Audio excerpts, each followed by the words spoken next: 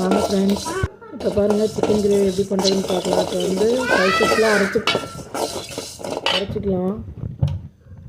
நல்லா வரமிளகா, கொத்தமல்லி, ஏலக்காய், பட்டை, லவங்கம், சோம்பு, சீரகெல்லாம் போட்டு இறக்கி வச்சுக்கலாம். வதக்கி இப்போ ஒரு அடைசட்டியை வச்சு எண்ணெய் ஊற்றி கடுகு போட்டுக்கலாம்.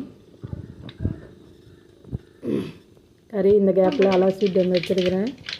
நல்லா வாஷ் பண்ணி இப்போ வந்து தக்காளி, வெங்காயம், இஞ்சி, பூண்டு தட்டி வச்சுருக்கிறேன்.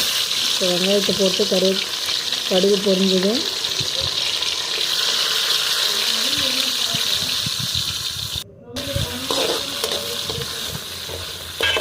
நல்லா வதக்கிக்கலாம். இதுக்கேற்ற உப்பு போட்டுக்கலாம்.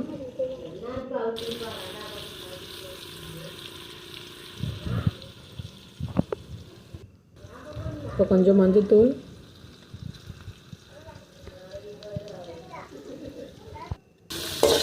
நல்லா வதக்கி விட்டுக்கோங்க. கொஞ்சம் மிளகாத்தூள், காரத்துக்கு ஏற்ற மாதிரி சேர்த்துக்கங்க. கொஞ்சம் சிக்கன் தூள் போட்டு நல்லா வதக்கலாம்.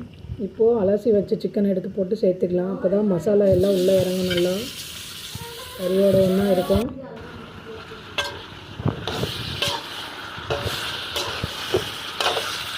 நல்லா சிக்கனை கிண்டி விட்டுக்கலாம்.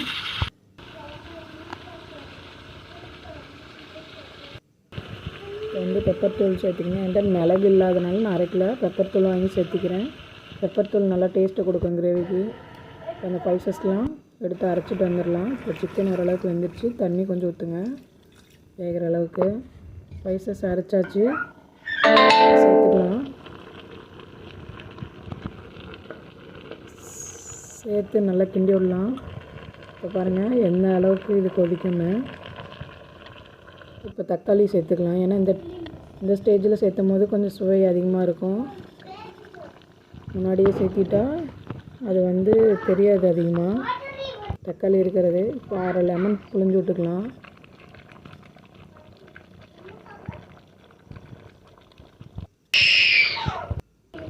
இப்போ இஞ்சி பூண்டை சேர்த்துக்கலாம். கருவேப்பிலை, இஞ்சி பூண்டு சேர்த்து நல்லா கிளறி விடுங்க. இப்போ இன்னும் கொஞ்சம் சிக்கன் தூள் சேர்த்துக்குங்க.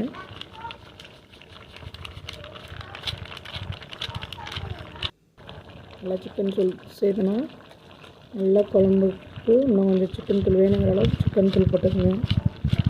கிரேவிக்கு எந்த அளவுக்கு நம்ம போடுறோமோ அந்தளவுக்கு கிரேவி நல்லா கிடைக்கும். 1 மூடி தேங்காயை எடுத்துக்கலாம். இதை நல்லா நறுக்கி தேங்காய் பால் எடுத்துக்கலாம். கிரேவியோடு சேர்த்துக்கலாம். கறியோட எப்படி கொதிக்குது பாருங்கள். குழம்பு வாசனை நல்லா மணமாக இருக்குது.